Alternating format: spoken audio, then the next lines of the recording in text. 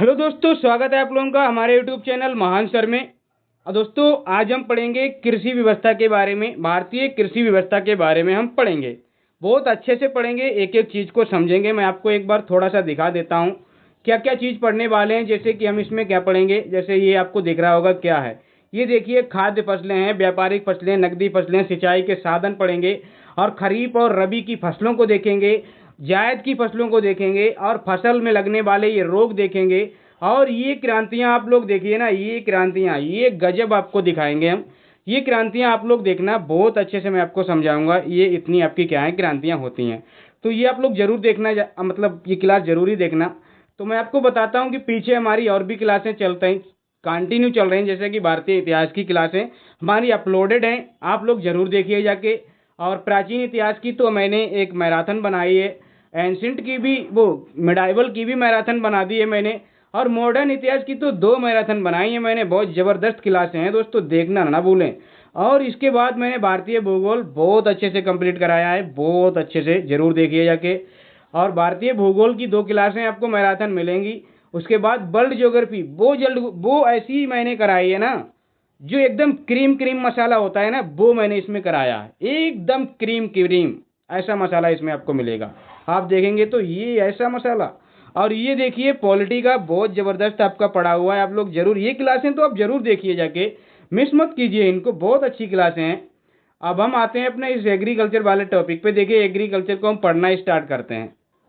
तो भारतीय कृषि जो है ना दोस्तों, वो एक तरीके से आप लोग अगर जानते हैं भारत के बारे में, भारत कैसा देश है, भारत की आप जो ज्योग्राफी है उसके बारे में अगर समझते हैं ना, तो आपको पता होगा कि भारत एक विविधताओं वाला देश है। और भारत की जो कृषि है ना, वो मानसून पे डिपेंड करती है, मानसून पे आधारित होती है। जैसे कि इसको इसीलिए कहा जाता है, कृषि को मानसून का जुआ भी कहा जाता है, भारतीय कृषि को मानसून का जुआ कहा जाता है। क्योंकि कहीं आप देखेंगे फसलें अच्छी खासी तैयार होती हैं और एकदम से बारिश या ओले वगैरह गिर जाते हैं तो भी खराब हो जाती हैं। कहीं कहीं ऐसा होता है कि पानी बरसता ही नहीं है, लोग उसके इंतजार में रह जाते हैं। कभी कभी बाढ़ आती है, फसलों को खराब करके चली जाती है। तो ये बहुत सारी ऐसी बातें हैं। भारत क्या है, एक मानसून का जुआ है, इसकी कृषि को मानसून का जुआ भी कहते हैं। भारत की ऐसी ज्योग्राफी ही है, क्या करें। अब भारत का जो कृषि सेक्टर है ना, जो कृषि सेक्टर भारत का सभी का है, तो वो आपका जो कृषि क्षेत्र है ना, वो आपका प्राथमिक क्षेत्र में आता है, प्राइमरी सेक्टर के अंतर्गत आता है, प्राइमरी सेक्टर में आता है। अब ये जो अपनी प्राइमरी सेक्टर है ना, प्राइमरी सेक्टर में हम कृषि को देखते हैं, कृषि से जुड़े और भी इसमें आते हैं। तो ये जो देश की अर्थव्यवस्था है ना, देश की अर्थव्यवस्था में 55% जो जनसंख्या है ना, वो कृषि पर निर्भर है। 55% जो जनसंख्या है वो कृषि पर डिपेंड है, कृषि कार्यों में लगी हुई है। और भारत में कुल क्षेत्रफल के 51% क्षेत्रफल पर आपकी क्या है, कृषि होती है। समझ रहे हो आप, 50% से प्लस क्षेत्रफल पे आपकी क्या हो रही है, कृषि हो रही है। अगर कुल एरिया हमने मान लिया ये, तो उसमें 51% पे तो कृषि हो रही है, बाकी 24% आपका बंजर पड़ा हुआ है। वन आपके हैं 21%, आपके कुछ वन हैं। और चारागाह आपका कितना है, 4% है, 4% आपका चारागाह। वन आपके 21% है, बाकी जो आपके क्या हैं, वन होते हैं और कुछ आपके क्या होते हैं, एक तो वन होते हैं और कुछ उसको बोलते हैं पेड़ पौधे जो बोलते हैं उनको बोलते हैं। तो लगभग 24% हैं मिला के। लेकिन आप यहाँ से देखें तो वन आपके कितने हैं, 21% ही है। अब 51% क्षेत्रफल पे कृषि होती है और 55% जनसंख्या इसी पर निर्भर है। और अगर आप जीडीपी में इसका योगदान देखेंगे तो मात्र 15 से 16% इसका योगदान रहता है, 17-18% से ज़्यादा इसका योगदान नहीं रहता है। मतलब क्या हुआ सर, अगर ये लोग इतने काम में इतना क्षेत्रफल घेरे हुए हैं और इतने लोग काम कर रहे हैं, और भारत में अगर 100 रुपये कमाई होती है तो 100 रुपये में से ये मात्र और मात्र 17 रुपये ही कमा पाते हैं, 17 रुपये। बाकी आपका अदर सेक्टर से ही आता है। समझ रहे हो ना, हाँ समझ रहे हैं सर। अब फसलों के प्रकार देखिए, हम इसमें फसलों के प्रकार भी पढ़ेंगे, लेकिन हम एक बार आपको थोड़ा आगे का एक चीज़ दिखा देते हैं। भारत के जो कृषि जलवायु क्षेत्र हैं उनको देख लीजिए, फिर मैं उसको पढ़ाता हूँ। भारत के जो कृषि जलवायु क्षेत्र है, ये मैंने ऐड किया है इसको, इसलिए मैं बता देता हूँ। 15 भारत के कृषि जलवायु क्षेत्र माने जाते हैं। आपको ये डाटा याद रखना है कितने आपके जलवायु क्षेत्र हैं? तो 15 हैं। कौन कौन से हैं वो भले ही ना याद रह जाए, लेकिन ये तो जरूर याद रहे ना कि 15 हैं। अब ये देख लिए पहले कौन से हैं। पश्चिमी हिमालय क्षेत्र है और पूर्वी हिमालय क्षेत्र है। देखिए पश्चिमी है तो पूर्वी भी होगा, ठीक है। और निम्न गंगेय क्षेत्र है, निम्न है तो मध्य भी होगा और उच्च भी होगा, ऐसे याद कर लीजिए। निम्न गंगेय क्षेत्र मतलब गंगा के आसपास का क्षेत्र जो होता है, जहाँ पे गंगा नदी का पानी बहुत कम पहुंचता है। और एक होता है मध्य गंगेय क्षेत्र, जहाँ पे गंगा का बहुत अच्छे से पानी पहुंचता है। और एक होता है उच्च गंगेय क्षेत्र, जहाँ पे सर्वाधिक गंगा का आपका क्या है, फर्टाइल वाला एरिया आपका आता है। गंगा पार का मैदानी क्षेत्र भी होता है, गंगा के पार का मैदानी क्षेत्र भी। पूर्वी पठार और पर्वतीय पठार होते हैं, एक तो पूर्वी पठार और पर्वतीय पठार। जो पूर्वी पठार है वो पर्वतीय पठार, और केंद्रीय पठार और पर्वतीय पठार। देखिए पर्वतीय सब में आपका होगा, पर्वतीय क्षेत्र आपका सब में लगेगा। दक्षिणी पठार और पर्वतीय क्षेत्र। पश्चिमी यहाँ पे क्या है, पश्चिमी पठार होना चाहिए था। पश्चिमी पठार और पर्वतीय क्षेत्र। और यहाँ पे पश्चिमी तटीय मैदान और पर्वतीय क्षेत्र, पूर्वी तटीय मैदान और पर्वतीय क्षेत्र, गुजरात के मैदान पर्वतीय क्षेत्र, पश्चिमी मैदान आपके पर्वतीय क्षेत्र, और द्वीप समूह, ये सारे मिला के आपके 15 आपके ऐसे क्षेत्र हैं जो कि भारत की कृषि जलवायु के लिए माने जाते हैं। तो ये आपको पता होना चाहिए। अब यहाँ पे देखिए फसलों के प्रकार को आप समझिए। और एक चीज और भी बता देता हूँ, फिर ही आपको बताता हूँ। जो भारत की जो कृषि है ना, ये इसका महत्व क्या है। भारतीय अर्थव्यवस्था में कृषि का क्या महत्व है। देखिए ये तो राष्ट्रीय आय में योगदान करती है, हालांकि 27% करती है, लेकिन करती तो है। और पूंजी निर्माण में भी योगदान करती है, बहुत से लोगों को रोजगार भी देती है, जीवन निर्वाह तथा आय का एक बहुत बड़ा साधन है। जिन लोगों के पास कुछ भी नहीं है वो खेती बाड़ी में कम से कम लगे तो हैं, कुछ ना कुछ, कुछ नहीं अगर कर पा रहे हैं तो टाइम तो पास उनका हो रहा है, टाइम से लगे तो हैं। खाद्य पदार्थों की पूर्ति का साधन। अगर कृषि नहीं होगी तो हम खाएंगे क्या, क्या करेंगे। आजीविका और रोजगार में योगदान भी ये करता है, बहुत सारे लोगों को रोजगार देता है, 55% लोगों को रोजगार देता है। तो ये आपको पता होना चाहिए कृषि के बारे में। अब यहाँ पे हम देखेंगे फसलों के प्रकार, यहाँ से समझते हैं, क्योंकि ये जो दो हमने स्लाइडें अभी बताई हैं वो हमने अलग से ऐड की हैं। और वैसे मेरे पास ये डाटा बना हुआ रखा था, क्या बताता हूँ, ये आपका मैंने ये ज्योग्राफी में पढ़ाया था ना, तो वही आपका बना हुआ रखा था। अब फसलों के प्रकार आप लोग देख लीजिए। जैसे कि खाद्य फसलें होती हैं, एक खाद्य फसलें सर जिसको हम फूड क्रॉप कहते हैं, ये वो फसलें होती हैं जिसको हम खाते हैं। जैसे गेहूं है, हम उसका आटा बनाते हैं, आटा बना के रोटी बनाते हैं, बहुत सारी चीज़ें बनाते हैं, पराठे, पूड़ी, कचौड़ी, ये सब खाते हैं।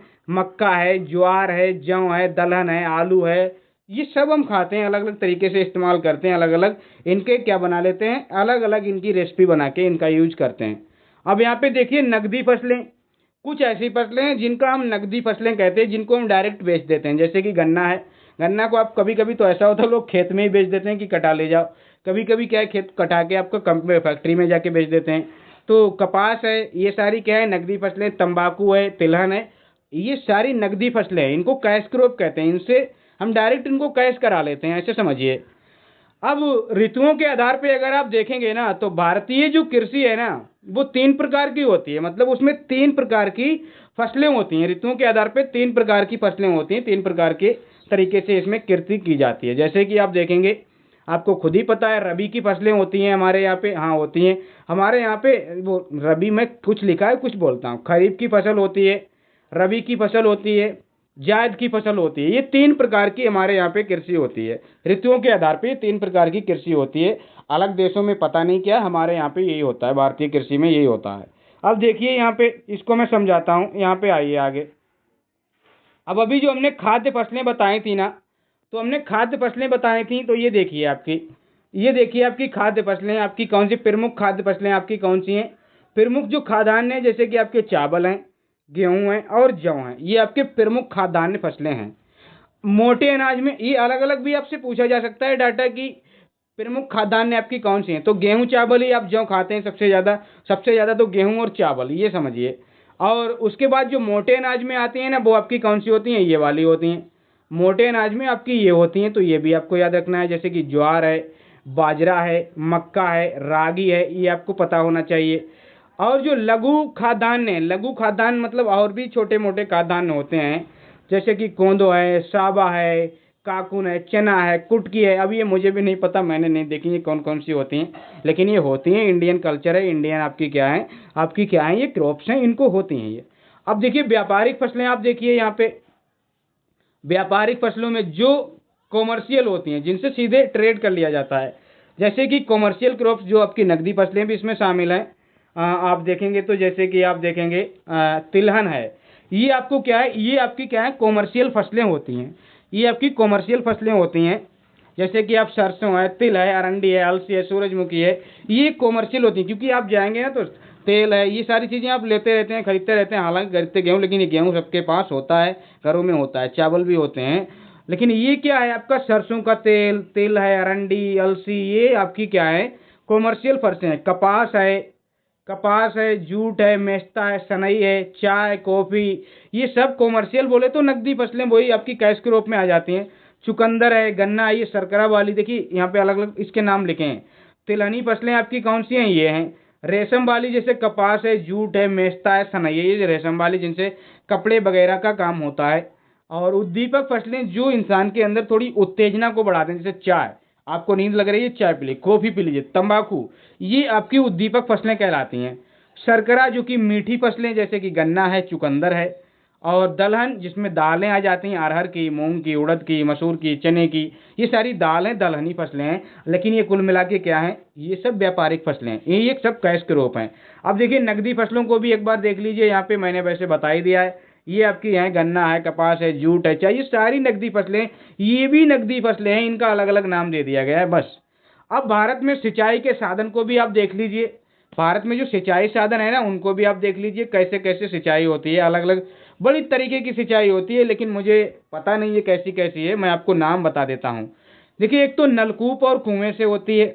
नलकूप आप जानते हैं, जो बोरिंग आप कर लेते हैं ना, बोरिंग होती है ना खेतों में, तो उनके द्वारा सिंचाई होती है।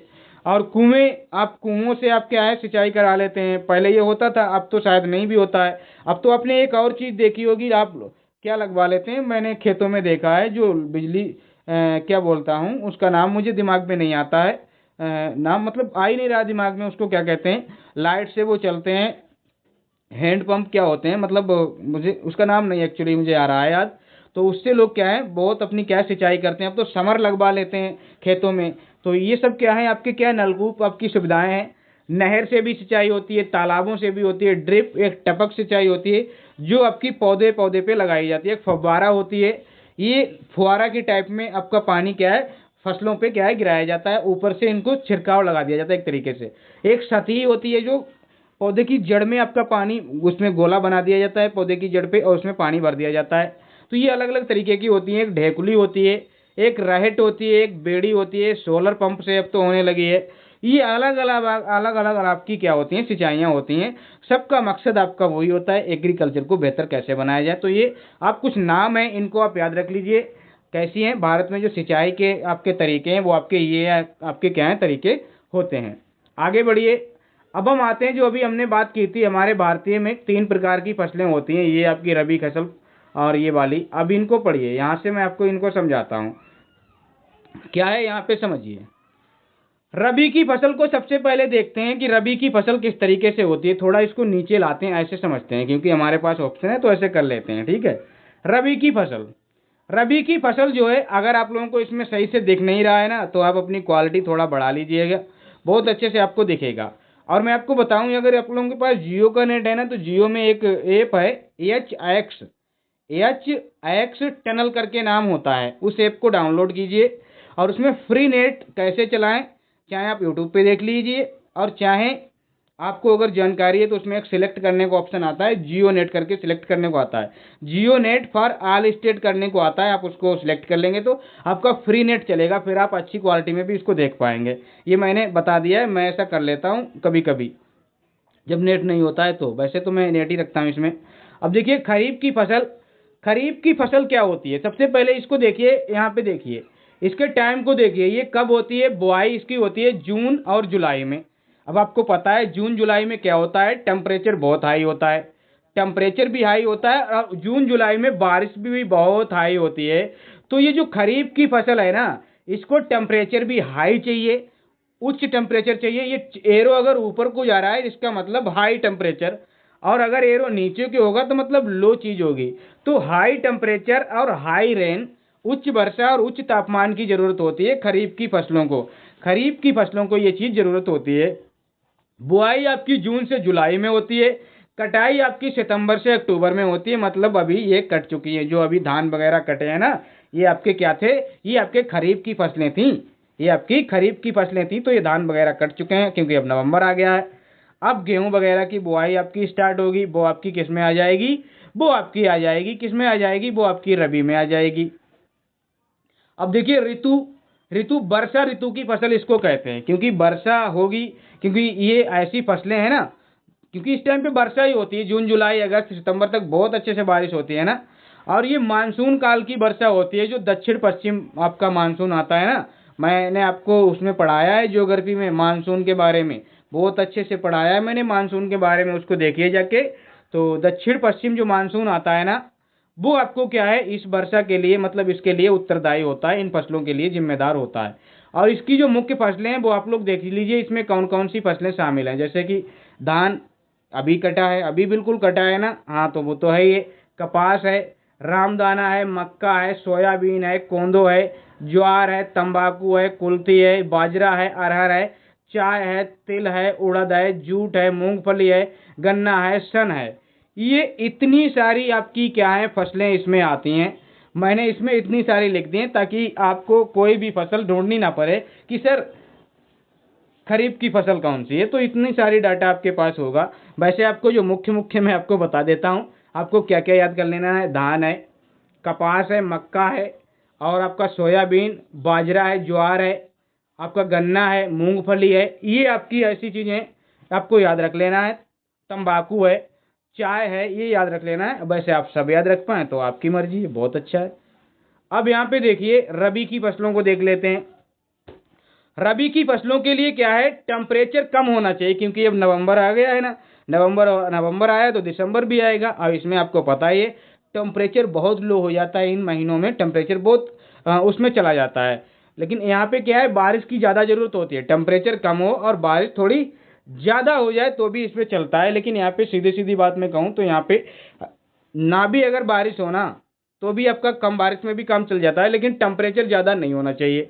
इसकी बुआई आपकी क्या है, बुआई इसकी अक्टूबर से नवंबर में होती है। बुआई इसकी अक्टूबर से नवंबर में होती है, यानी कि अभी बुआई इसकी चल रही है। और जो कटाई होगी वो अप्रैल और मई में होगी जाके। कब होगी जाके दोस्तों, अप्रैल और मई में इसकी क्या है, कटाई होगी जाके। और ये क्या है, शीत ऋतु की फसलें कहलाती हैं। अब जो आपकी क्या होंगी, जैसे कि गेहूं होंगे, सरसों होंगे, और बहुत सारी ऐसी चीज़ें होंगी, चना है, मशरूम होंगे। तो ये आपकी क्या होंगी, ये सब आपकी क्या होंगी, शीत ऋतु की फसलें होंगी। और ये जो है ना, ये भी मानसून पे डिपेंड है, लेकिन ये कौन से, पश्चिमी विक्षोभ से आने वाली वर्षा पे आपके डिफॉल्ट मतलब डिपेंड करती हैं। ये पश्चिमी विक्षोभ क्या होता है सर, ये तो हमने जाना ही नहीं पश्चिमी विक्षोभ क्या होता है। आप ज्योग्राफी की क्लास में मेरा मानसून वाला एक चैप्टर है, उसमें आप पढ़ना तो आपको पूरा क्लाइमेट समझ में आएगा कि ये वर्षा कैसे होती है, वर्षा के होने का कारण क्या होता है, आपको सारा कुछ समझ में आ जाएगा। उसमें आप जाइएगा, बहुत अच्छे से मैंने पढ़ाया है। मुख्य फसलें आप देखिए, इसकी जो मुख्य फसलें हैं वो आप लोग देख लीजिए। जैसे कि गेहूं है, जैसे कि गेहूं हो गया तो अलसी भी है, सिसु भी एक होती है, और एक चना है, मशरूम है, मक्का है। ये आपकी सारी इसमें आ जाती हैं। देखिए मक्का यहाँ भी है। तो कुछ ऐसी फसलें होती हैं जो यहाँ से यहाँ तक भी चलती रहती हैं। मटर है, कुसुम है, और यहाँ पे आपको मैं एक बताता हूँ, यहाँ पे मैंने एक चीज़ शायद नहीं लिखी है, आलू भी आपका इसी में है, आलू लिखा है। आलू है, राई है, मसूर है, रबी एक मक्का होती है, रबी मक्का होती है, तो वो भी इसमें है। बरसीम होगी, अभी बरसीम जो होती है ना जानवरों के लिए, अब बरसीम वगैरह ये सब क्या होती हैं, इसमें होती हैं। लाही एक होती है, लाही ये सरसों की तरह होती है, तो ये भी आपकी इसमें होती है। सरसों है, लाही है, कुसुम है, ये मटर है, ये रबी राजमा है। ये अलग अलग तरीके की फसलें इसमें आपको खाद्य फसलें आपको देखने को मिलेंगी, मुख्य फसलें आपको देखने को मिलेंगी। ये आप याद रख सकते हैं। यहाँ पे आइए, अब जायद की फसलों पे आइए। जायद की जो फसलें हैं वो देखिए आप लोग, जायद की फसलें, जैसे कि जो जायद की फसलें हैं ना, वो आप लोग देख लीजिए यहाँ पे क्या क्या फसलें हो सकती हैं जायद की, मैं आपको बता ही देता हूँ। सबसे पहले जायद को देखिए, ये मार्च अप्रैल के बाद की, जब आपकी रबी की फसल कट जाती है तो इसकी बुआई शुरू हो जाती है। मार्च अप्रैल में इसकी क्या हो जाती है, शुरुआत हो जाती है। और इसकी जो कटाई होती है मई से जून में, इसका क्या है मामला फिनिश कर दिया जाता है। ये क्या है, ग्रीष्म ऋतु काल की आपकी फसल है, ग्रीष्म ऋतु की फसल कहलाती है। और इसमें जो मुख्य फसलें हैं जैसे तरबूज, खीरा, ककड़ी, लौकी, तरबूज, करेला, परेला, टमाटर, टमाटर, जितनी भी सलाद वाली सब्जियां हैं, जितनी भी ऐसी फसलें हैं जिनमें बहुत ज़्यादा वाटर होता है, वो आपकी क्या है इसमें होती हैं। देखिए ना, ये आपकी क्या है जिसमें जायका होता है, जायद से बोले जायका, जैसे ककड़ी है, खीरा है, लौकी है, तरबूज है, भिंडी है, करेला है, ये सब आपकी क्या है जायद की फसलें होती हैं। तो ये आप याद रखना, ये इसकी फसलें होती हैं। अब मैं आपको बताता हूँ फसलों से संबंधित कुछ रोग होते हैं, कुछ रोग होते हैं, इनको मैं थोड़ा सा जूम करता हूँ और आपको समझाने की कोशिश करता हूँ। थोड़ा सा, ज़्यादा नहीं जूम करूँगा, ताकि आपको सही से क्लियर भी हो जाए और मेरा भी आपका क्या है क्लियर हो जाए। देखिए, गेहूं जो होता है ना, उसमें जो रोग लगते हैं, अलग अलग आपके रोग लगते हैं। एक आपका कंडुआ रोग गेहूं में लगता है। कौन सा कंडुआ रोग, ऐसा नाम है इसका। एक तुंडू रोग है सर, एक सेहू रोग है, लेकिन आपको कंडुआ रोग याद रखना है। और एक आपको करनाल बंट एक रोग होता है, वो याद रखना है। एक तुंडू रोग याद रखना है। ये इनसे क्वेश्चन आपके बनते रहते हैं। धान में एक बहुत फेमस आपका रोग है खैरा रोग, यहाँ पे खैर लिखा है, उसका नाम होता है खैरा रोग। तो ये जिंक की कमी से होता है, जिंक की कमी से आपका खैरा रोग हो जाता है धान में। मक्का में जो रोग लगता है ना दोस्तों, वो क्या होता है तुलसिता रोग होता है। और जो पत्तियों पर झुलसा रोग लग जाता है, इसकी पत्तियों पर झुलसा रोग लग जाता है। मूंगफली में एक होता है टिक्का रोग, बहुत फेमस रोग है मूंगफली का। टिक्का रोग मूंगफली का फेमस रोग है, इसको आप जरूर याद रखना। सोयाबीन में आपका होता है एक आपका पीला रोग, एक आपका होता है चारकोल राट रोग, मतलब राट माने होता है सड़ना, तो ये होता है सोयाबीन में चारकोल रोट रोग। एक चित्रवर्ण रोग होता है, ये भी आपका सोयाबीन से ही रिलेटेड है। बाजरा से संबंधित एक रोग है इरगात रोग। क्या है? इरगात रोग और कंडुआ रोग, ये बाजरा से संबंधित है। और ये कंडुआ रोग आपका गेहूं से भी संबंधित है, कंडुआ आपका गेहूं से भी संबंधित है। एक हरित बाली रोग भी आपका बाजरा से संबंधित है, इरगात, हरित बाली, कंडुआ। अब ये कंडुआ आपका किसमें किसमें है? देखिए, गेहूं में है, आपका बाजरा में, आपका ज्वार में भी कंडुआ रोग लगता है।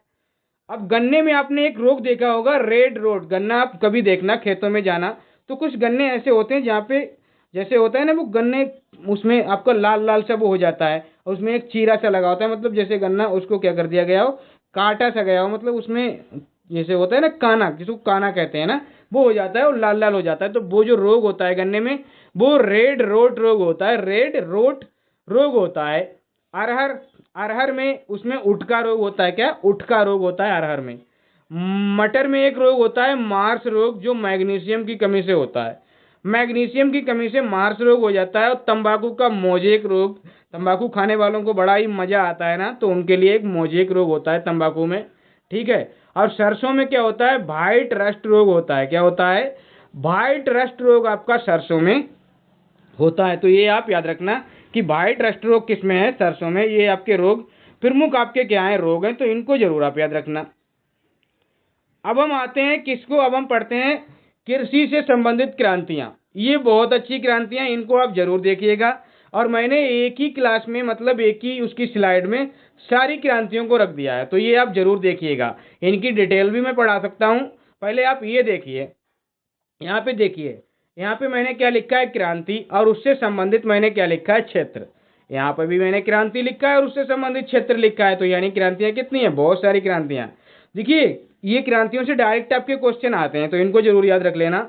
सीधे सीधे 1-2 नंबर के क्वेश्चन बन जाते हैं। जैसे कि हरित क्रांति किससे संबंधित है? तो खाद्यान्न से संबंधित है। अगर आप श्वेत क्रांति को देखेंगे तो ये किससे संबंधित है? ये दुग्ध दुग्ध उत्पादन से संबंधित है, यानी कि ऑपरेशन फ्लड से संबंधित है। ऑपरेशन फ्लड बोले तो जिसको हम कहते हैं व्हाइट रेवोल्यूशन भी कहते हैं, तो उससे संबंधित ये है। और पीली क्रांति ये आपकी तिलहन से संबंधित है। गोल क्रांति आलू से संबंधित है। और एक होती है धूसर ग्रे क्रांति, धूसर ग्रे क्रांति जो उर्वरकों से संबंधित है, जो फर्टिलाइजर से संबंधित है। और एक होती है सुनहरी यानी गोल्डन रेवोल्यूशन होता है, उसको हम बागवानी से जोड़ते हैं, जो बागवानी फसलें होती हैं उनसे। रजत क्रांति ये अंडा से यानी मुर्गी पालन से संबंधित है, उसको हम रजत क्रांति कहते हैं। गुलाबी क्रांति प्याज और झींगा से संबंधित है, गुलाबी क्रांति। काली क्रांति कच्चे तेल से संबंधित है। ब्लैक आपकी जो रेवोल्यूशन है वो आपकी किससे? कच्चे तेल से, यानी कि क्रूड ऑयल से संबंधित है। और जो आपकी लाल क्रांति है ये मांस और टमाटर से संबंधित है, क्योंकि मांस भी लाल होता है, टमाटर भी लाल होता है, तो इनसे संबंधित है ये। नीली क्रांति आपको मत्स्य यानी मछली से संबंधित आपको मिलेगी, जिसको हम मत्स्य क्रांति भी कह सकते हैं, तो ये मछली से संबंधित होती है। और कृष्ण क्रांति होती है पेट्रोलियम और खनिज से। कृष्ण, कृष्ण का मतलब होता है काला, और काला मतलब ये होता है आपका पेट्रोलियम और खनिज से संबंधित होता है। एक होती है अमृत क्रांति। अमृत क्रांति ये नदी जोड़ो परियोजना से संबंधित है। नदियों को आपस में कनेक्ट करना, ये आपकी नदी जोड़ो परियोजना से रिलेटेड है। और मैं आपको बताता हूँ, एक होती है बादामी क्रांति, ये मसाला उत्पादन से संबंधित है। किससे? मसाला उत्पादन से संबंधित है। एक होती है रजत रेशा क्रांति, तो वो कपास से। रजत रेशा किससे? कपास से आपकी संबंधित है। और एक होती है सुनहरा रेशा क्रांति, जो जूट उत्पादन से संबंधित है, सुनहरा रेशा क्रांति। अब आपने एक क्रांति और सुनी होगी, इंद्रधनुषी क्रांति। ये आपकी जो भी क्रांतियां हैं, सभी क्रांतियों के विकास से संबंधित है। जितनी भी क्रांतियां हैं ना, वो इंद्रधनुषी क्रांति में आ जाती हैं। सेफ्रान क्रांति ये केसर उत्पादन से संबंधित है। हरित सोना क्रांति ये बांस उत्पादन से संबंधित है। हरित सोना, क्योंकि बांस हरे हरे होते हैं, तो वो हरित सोना कहलाता है। बांस क्या कहलाता है? हरित सोना कहलाता है। और एक होती है दोस्तों सदाबहार क्रांति। क्या होती है? सदाबहार क्रांति होती है। तो ये आपकी किससे है? ये हरित क्रांति के ही विकास से संबंधित है। जो ये हरित क्रांति है, इसी के डेवलपमेंट से ये लास्ट वाली क्रांति संबंधित है। यानी लास्ट वाले का संबंध हमने पहले से कर दिया। हरित क्रांति के विकास से, हरित क्रांति का खाद्यान्न विकास से संबंध है। तो ये सारी आपकी क्या है? महत्वपूर्ण आपकी क्या है? क्रांतियां हैं। अब हम आगे चलते हैं, और आगे चलते हैं तो इनको एक एक करके हम जो महत्वपूर्ण क्रांतियां हैं उनके बारे में जानते हैं। जो महत्वपूर्ण क्रांतियां हैं उनकी एक एक की डिटेलिंग पढ़ते हैं, क्योंकि वहां से अगर आपका क्वेश्चन बनता है ना, अगर हरित क्रांति से क्वेश्चन बना तो मैं दावा करता हूं यहाँ से बाहर नहीं जाएगा, क्योंकि मैंने इसमें बहुत सारा मसाला यूज किया है। अब देखिए हरित क्रांति को देख लीजिए आप लोग। इसका जो पहला फेज आया था ना दोस्तों, वो आया था 1967 से 68 में। जब आपने एक चीज देखी होगी, जब हमारी जो योजना आयोग चल रहा था, योजना आयोग में जब हमारी 3 आपकी योजना आयोग हो चुकी थी, उसके बाद क्या हो गया था? तीसरी योजना फेल हुई थी। और उसके बाद क्या आया था? योजना अवकाश आया था। योजना अवकाश में 1966, 67, 68, 69 तक चली थी। उसमें 66, 67 में आपका क्या आया था? ये क्रांति आई थी, हरित क्रांति। और इसका दूसरा फेज 1980 से 87 तक चला है। तो ये तो हो गया दूसरा फेज। अब यहाँ पे देखिए इसने क्या काम किया था। इस हरित क्रांति का मेन उत्पादन ही क्या था? खाद्यान्न उत्पादन को बढ़ाना। तो इसने खाद्यान्न उत्पादन में 1968 में 1,20,000 टन जो था, उससे बढ़ाकर 1,70,000 टन गेहूं उगाया था। 1,20,000 टन जो हो रहा था पूरे देश में, उसको बढ़ा के 1,70,000 टन गेहूं उगाया था। 50 कुंटल आपको क्या है? बढ़ा दिया था, गेहूं उगाया था, गेहूं में वृद्धि हुई थी। और ये आपका क्या है? इसका रिजल्ट आपको देखने को मिला था। अब देखिए जो हरित क्रांति है ना, कहाँ चली गई हरित क्रांति? ये जो हरित क्रांति है, इस शब्द को किसने आपको दिया है? तो इस शब्द को किसने दिया है? विलियम गोर्ड ने इस शब्द का नाम रखा है। और ये एक अमेरिकी वैज्ञानिक थे। विलियम गोर्ड कहाँ के व्यक्ति थे? अमेरिका के वैज्ञानिक थे। इन्होंने हरित क्रांति शब्द का जन्म दिया है। ठीक है सर। और विश्व में जो आपके इसके जनक हैं, विश्व में बोले तो जो वर्ल्ड लेवल पे इसके जनक है ना, वो आपके कौन है? कृषि वैज्ञानिक डॉक्टर नॉर्मन बोरलॉग हैं। विश्व में हरित क्रांति के जनक हैं। भारत में बोले तो एम एस स्वामीनाथन है, लेकिन विश्व के मामले में देखिए 3 फैक्ट हैं। जैसे कि हरित क्रांति शब्द किसने दिया? विलियम गोर्ड ने दिया। विश्व में हरित क्रांति के जनक कौन है? वो आपके एक कृषि वैज्ञानिक थे, जो कि नाम है उनका नॉर्मन बोरलॉग। क्या नाम है? नॉर्मन बोरलॉग उनका क्या है दोस्तों? नाम है। तो ये आप नाम जरूर याद रखना, नॉर्मन बोरलॉग। तो ये इनका नाम है, नॉर्मन बोरलॉग। ये है आपके क्या क्या हो जाता है? ये स्पेन को क्या हो जाता है? भाग खड़ा होता है। नॉर्मन बोरलॉग ये इनका नाम है। और ये इनका जन्म अमेरिका में हुआ था, और इन्होंने अपनी जो प्रैक्टिस की, प्रयोग किए, वो मैक्सिको में जाके किए थे। और भारत में जो इसके जनक हैं हरित क्रांति के, वो आपके कहलाते हैं, ये वे भी कृषि वैज्ञानिक ही हैं। और ये हैं डॉक्टर एम एस स्वामीनाथन। ये भारत में आपके कृषि के जनक आपके कहलाते हैं। और इसका जो क्रांति का जो प्रभाव देखने को मिला था, वो सर्वाधिक गेहूं में और धान में मिला था। और किस क्षेत्र में मिला था? पंजाब, हरियाणा, पश्चिमी उत्तर प्रदेश, ये एरिया बहुत प्रभावित रहे थे इससे। मतलब इन्होंने इस क्रांति को बहुत ज्यादा यूटिलाइज किया था। गेहूं और मक्का में भी इसका वो हमको देखने को मिलता है। क्या है? गेहूं और मक्का में भी इसका आप देखेंगे ना तो इसका बड़ा योगदान मिलता है। अब देखिए ये हमने क्या देखा, गेहूं और धान में इसका क्या है, बड़ा अच्छा एक वो रहा था। और कहाँ पे रहा था, पंजाब, हरियाणा और उत्तर प्रदेश में इसने बहुत अच्छा परफॉर्मेंस किया था। अब यहाँ पे देखिए एक इससे जुड़ा एक आपका एक क्या बोलता हूँ, एक संस्थान है गेहूं और मक्का। गेहूं और मक्का से एक अंतर्राष्ट्रीय संस्थान की जानकारी मिलती है। एक अंतर्राष्ट्रीय संस्थान है इनसे जुड़ा हुआ, सिमिट, क्या नाम है उसका, सिमिट नाम है। और ये कहाँ पे, मैक्सिको में है। तो गेहूं और मक्का का जो अंतर्राष्ट्रीय एक संस्थान है सिमिट, वो कहाँ पे, वो आपका मैक्सिको में है, ये आप याद रखना। और हरित क्रांति की जो सफलता है ना, वो क्यों हुई थी, क्योंकि इसमें ऐसे ऐसे बीजों का डेवलप किया गया था, ऐसे ऐसे बीजों को लाया गया था जो बहुत उत्पादकता को बढ़ा रहे थे, बहुत अच्छे से बढ़ा रहे थे। और ऐसे ऐसे फर्टिलाइजर्स यूज किए जो उत्पादकता को बढ़ा रहे थे, बहुत सारे फर्टिलाइजर को यूज किया गया था। अब हरित क्रांति से संबंधित आपके तीन ऐसे शब्द हैं, तीन आपके शब्द हैं, तीन यस हैं जो इससे रिलेटेड है, जैसे कि यस यस यस यस। एक तो आपके हैं सुब्रमण्यम है, जो कि आपके क्या थे, कृषि मंत्री थे।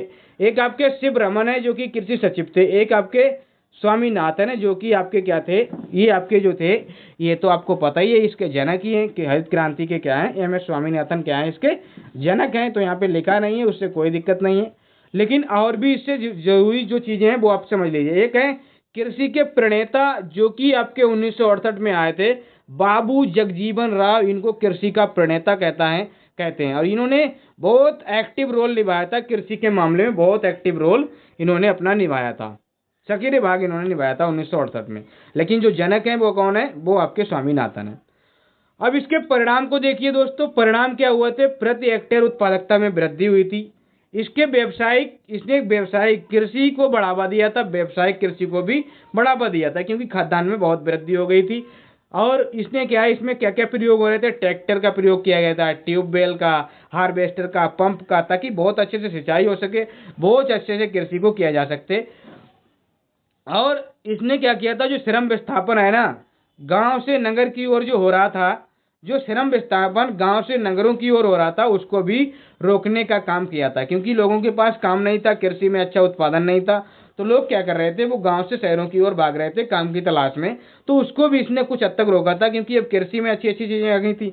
तो लोगों ने कहा चलो अपने घर पे रह के काम करेंगे, खेतों में रह के काम करेंगे। तो इसने श्रम विस्थापन को भी रोका था, गांव से शहर की ओर जो तब पलायन था उसको कम किया था।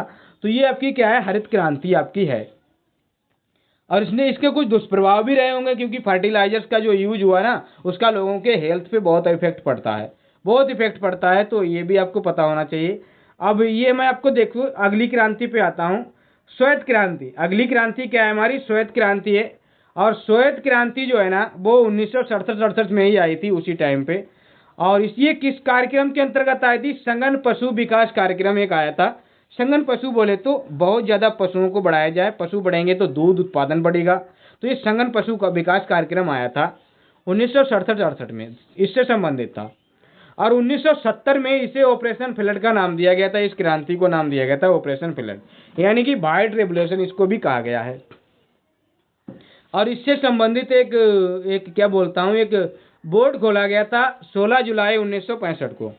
16 जुलाई 1965 को 16 जुलाई 1965 को एक बोर्ड की स्थापना होती है, जिसका नाम होता है एनडीडीबी। क्या मतलब है इसका, national dairy development board, national dairy development board, ये इसकी स्थापना होती है।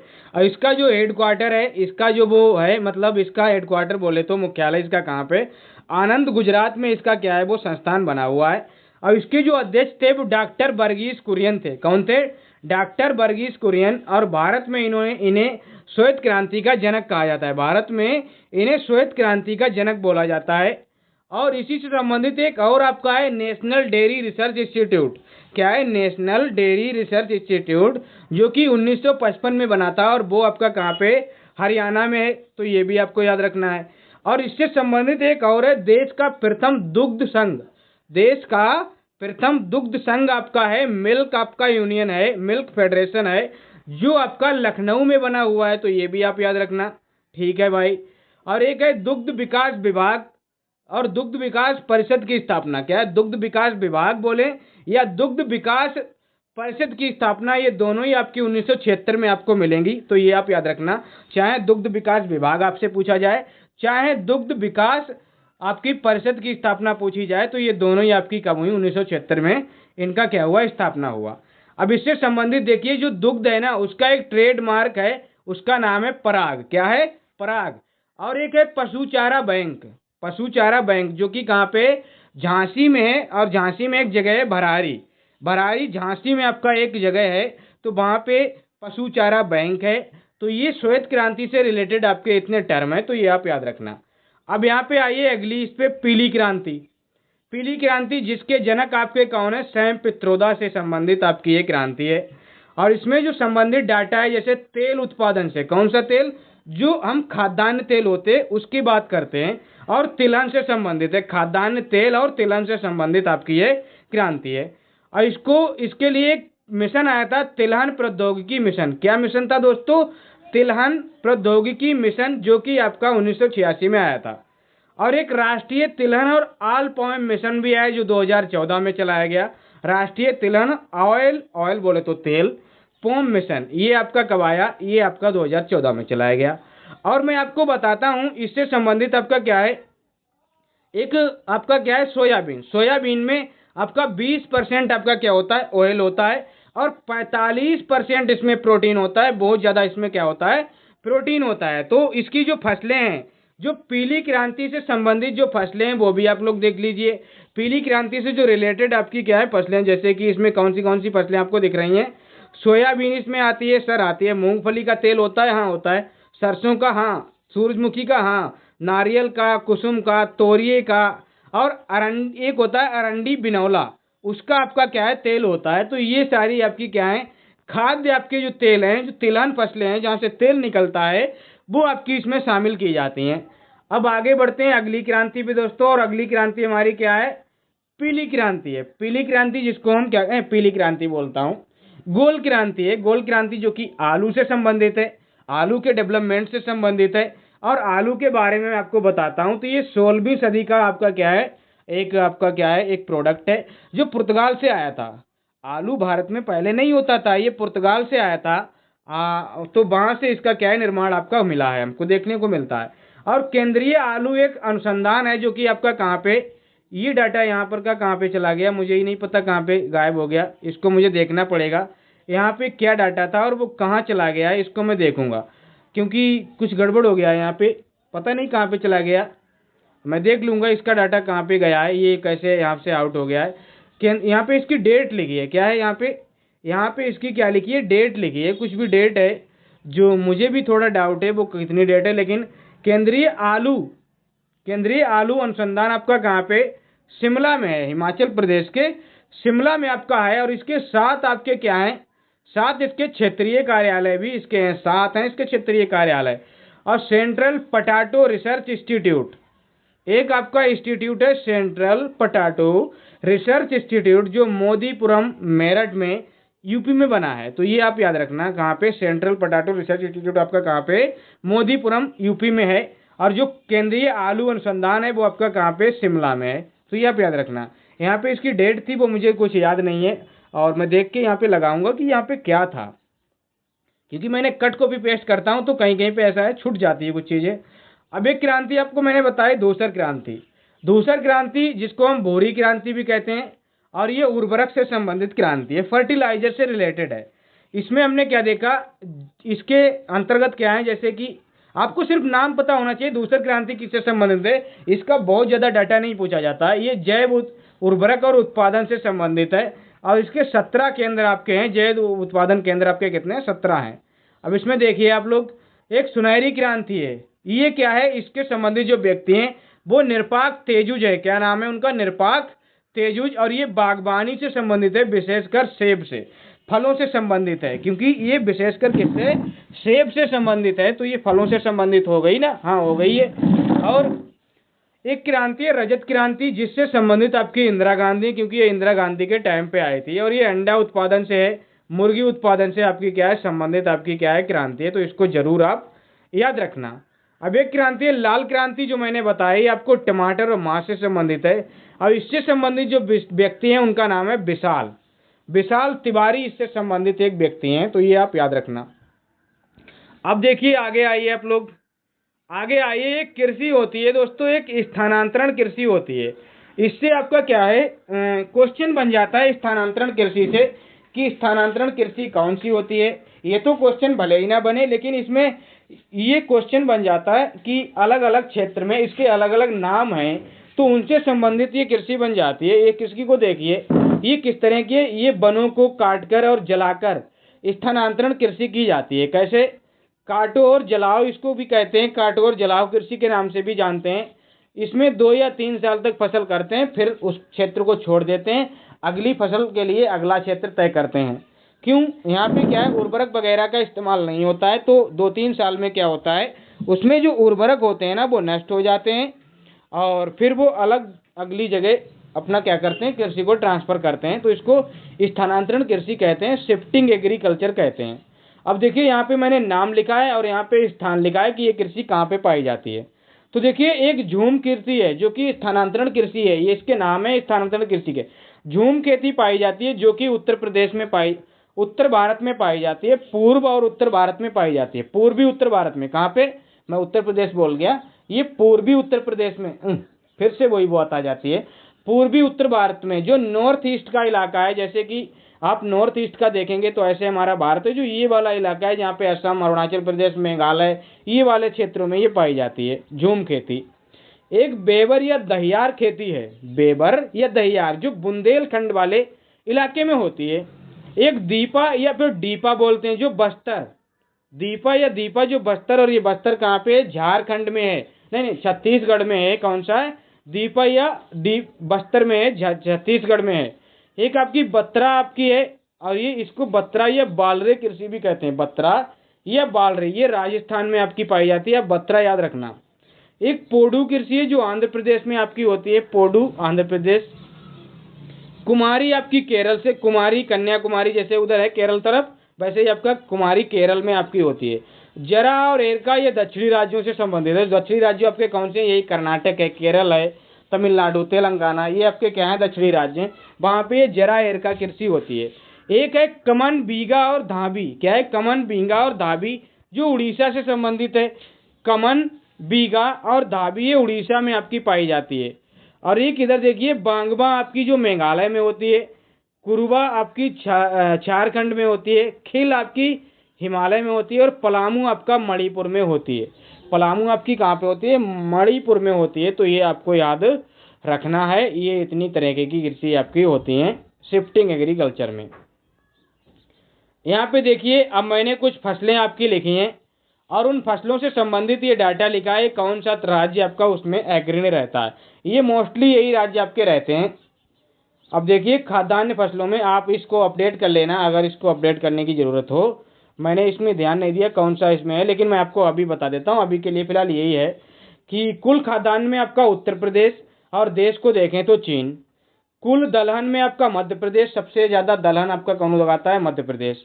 और इंडिया आपका इसका उपभोक्ता भी है और इसका उत्पादक भी है। तिलहन में देखें तो आपका ये एमपी और राजस्थान, यहाँ पे तिलहनी फसलें बहुत ज़्यादा होती हैं। और चीन आपका इसमें क्या है, सबसे आगे, भारत इसमें 3rd नंबर पे है। और चावल उत्पादन में देखें तो बंगाल है भारत में, और चीन आपका सबसे आगे है। चीन को चावल का कटोरा भी कहते हैं। गेहूं उत्पादन में यूपी है प्रति हेक्टेयर में, वैसे आपका चीन है, ठीक है। चीन कई मामलों में आपको आगे दिखाई देगा। मक्का उत्पादन में आपका कर्नाटक है, और वैसे आपका अमेरिका है देश में आपका देखा जाए। गन्ना में आपका उत्तर प्रदेश और ब्राज़ील, कभी कभी महाराष्ट्र भी आ जाता है, लेकिन उत्तर प्रदेश सबसे आगे रहता है फिलहाल। और क्या बोलता हूँ, यहाँ पे मक्का हो गया ना। जूट उत्पादन में आपका क्या है, ये आपका क्या है, क्या बोलता हूँ, बंगाल है। और वैसे भारत आपका जूट उत्पादन में देश में देखा जाए तो भारत है। चाय उत्पादन में असम, और वैसे आपका देश में चीन है। और रबड़ उत्पादन में आपका कौन है, रबड़ उत्पादन में आपका केरला है, और देश थाईलैंड है। कॉफ़ी में आपका कर्नाटक है और ब्राज़ील है आपका देश में देखा जाए। और कपास में आपका गुजरात और महाराष्ट्र है। कपास कौन उगाता है, गुजरात और महाराष्ट्र, यानी कि भारत सबसे आगे है। सरसों में आपका राजस्थान और आपका चीन है सबसे आगे, तो ये आपको याद रखना है। अब यहाँ पे देखिए, ये आज की आखिरी स्लाइड है, तो इसको भी आप देख लीजिए। इसमें देखिए क्या है, जो भारतीय कृषि है वो, उसमें विज्ञान और तकनीकी के बारे में थोड़ा डाटा है, वो आप देख लीजिए। उससे कृषि से रिलेटेड डाटा है, तो इसको आपको पता होना चाहिए। जैसे मैं आपको बताता हूँ, कृषि में जो वैज्ञानिकता लाई गई जिससे आपका कृषि का व्यवसायीकरण हुआ। जैसे कृषि में आप जो हरित क्रांति आई, वैज्ञानिकता के आधार पर ही आई थी। गन्ना और कपास और तंबाकू है ना, इनका कृषि में व्यवसायीकरण होता है। एक आपका क्या है, 27 अप्रैल 1871 को लॉर्ड मेयो ने एक विभाग बनाया था, संयुक्त कृषि, राजस्व और वाणिज्य का एक विभाग बनाया था, संयुक्त विभाग था, जिसमें कृषि का भी था, राजस्व का भी था और वाणिज्य का भी। बाद में क्या होता है, एक योजना आती है अकाल योजना 1880 में। अकाल पड़ता है तो अकाल योजना आती है। कृषि का अलग एक केंद्रीय विभाग बना दिया जाता है और राजस्व और वाणिज्य का अलग बनता है। 1905 में एक संस्था बनती है, इंपीरियल एग्रीकल्चर रिसर्च इंस्टीट्यूट, मतलब IARI एक संस्था बनती है, इंपीरियल एग्रीकल्चर रिसर्च इंस्टीट्यूशन ये बनता है। और इसका जो हेडक्वार्टर है, इसका जो मुख्यालय है, इसका जो वो है संस्थान, वो कहाँ है, पूसा विहार। पूसा विहार एक जगह है, कहाँ पे, न्यू दिल्ली में एक पूसा विहार जगह है। ठीक है सर। और क्या है, 1958 में इसका नाम चेंज किया जाता है और इसका इंपीरियल से हटा के नाम रखा जाता है इंडियन, यानी कि क्या हो जाता है, इंडियन एग्रीकल्चर रिसर्च इंस्टीट्यूट, और वही आपका रहता है सारा कुछ। और इसको मान्यता कौन देता है, 1958 में जब ये बनता है इसको मान्यता देता है विश्व अनुदान आयोग। ये विश्व अनुदान आयोग कौन है, यूजीसी है। और यूजीसी की स्थापना 1956 में होती है और इसकी यूजीसी की स्थापना होती है 1956 में। और इस यूजीसी की स्थापना की सिफारिश किसने की थी, तो विश्वविद्यालय शिक्षा आयोग एक है, उसने इसकी क्या है, यूनिवर्सिटी एजुकेशन कमीशन ने इसकी सिफारिश की थी कि विश्व अनुदान आयोग बनना चाहिए। और इसके अध्यक्ष आपके डॉक्टर राधाकृष्णन थे, किसके, विश्व शिक्षा आयोग के। वैसे ये यूजीसी नेट जो है ना, यूजीसी जो है ना, ये जो नेट की परीक्षाएं हैं जो ना, वो कराता है। अब देखिए यहाँ पे 1926 में देखिए लिथगो आपके उस टाइम पे क्या थे, वो थे 1926 में Lithgow royal commission on agriculture act बनाया जाता है। लिथगो रॉयल एग्रीकल्चर एक कमीशन आता है।